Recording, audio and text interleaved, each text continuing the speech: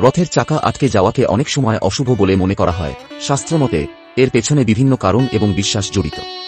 সেই কারণগুলি বিচার করলে রথের চাকা বেশ কিছু কারণে আটকে যেতে পারে। দেবতার অনিচ্ছা বা অসন্তোষ। অনেকে মনে করেন যদি রথের চাকা আটকে যায় তবে তা দেবদেবীর অসন্তোষ বা অনিচ্ছার ইঙ্গিত। অর্থাৎ দেবতা হয়তো চান না যে রথটি সেই মুহূর্তে এগিয়ে চলুক। এটি কোনো অমঙ্গলের পূর্বাভাস বা অশুভ সংকেত হতে পারে। প্রাকৃতিক বাধা বা দৈব সংকেত।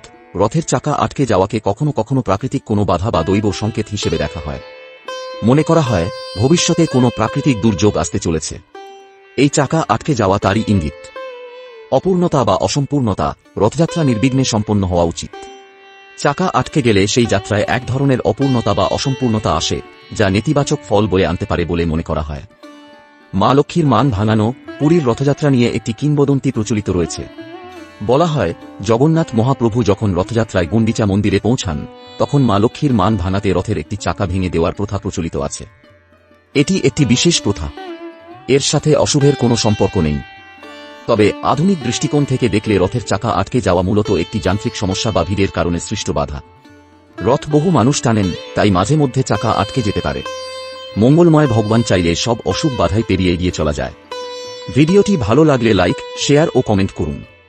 এমন আরও ভিডিও পেতে সাবস্ক্রাইব করুন আমাদের চ্যানেল।